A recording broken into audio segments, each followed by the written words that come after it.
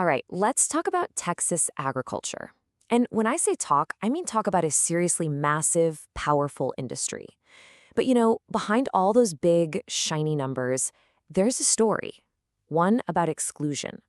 But also, and this is the really cool part, a blueprint for building something totally new. So let's get into it. So check out this number, $30 billion. That's what Texas agriculture brings in every single year. I mean, we're talking about a true economic powerhouse here, something that shapes the entire state. But, and this is a big but, that incredible wealth, it's not exactly available to everybody. And that brings us to a really puzzling question. You see, Texas has more black farmers than any other state in the country, by a long shot. So where are they in this $30 billion picture? Where's their piece of the pie? It just doesn't add up, right?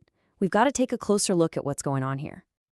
Okay, so to really get why this is happening, we can't just go for the easy answers. We have to look deeper at these systemic barriers that have built up over time. Think of it like an invisible wall. And it's not just that people don't have the right information. No, it's something baked right into the very foundation of the system. And let me tell you, this quote, it hits hard. It comes from a really personal, really raw experience. P. Wade Ross, who's the CEO of Texas Small Farmers and Ranchers, tells this story about driving with his dad. They had a truck packed with 40 head of cattle, and they had an appointment at a processing plant. But when they get there, the guy takes one look at them and just says, nope, booked out for a year. And then he says it. He looks Ross's father in the eye and says, this is the white man's game here. Just like that. And the crazy part, Ross said it wasn't even a surprise. It was just the reality they lived with. And that's just one story. The hurdles, they go so much deeper. I mean, imagine being told no over and over again for decades. You start to feel like you don't belong, right?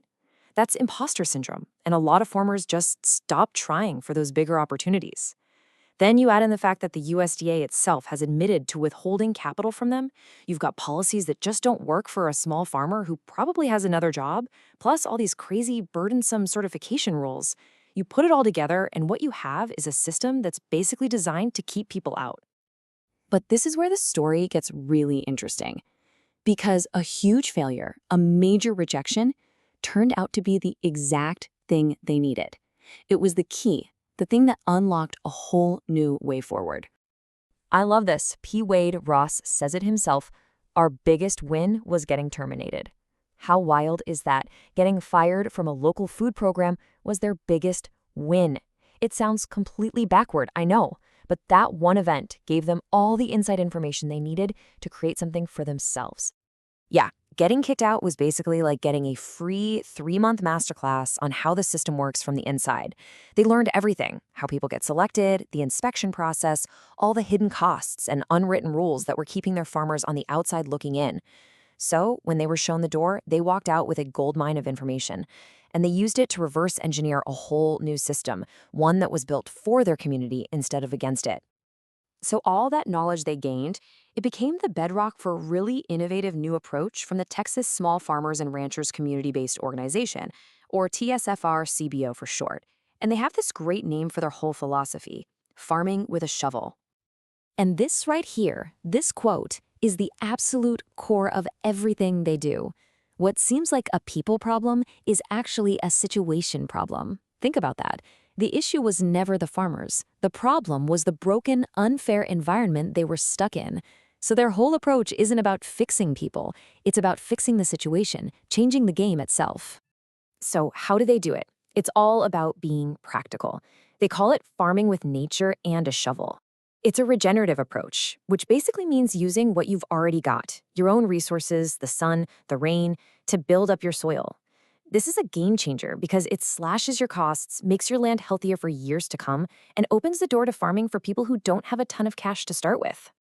And here's how their whole blueprint breaks down. It's really a 3-part strategy. First, you educate farmers with real, hands-on skills to build up their confidence and make their farms sustainable.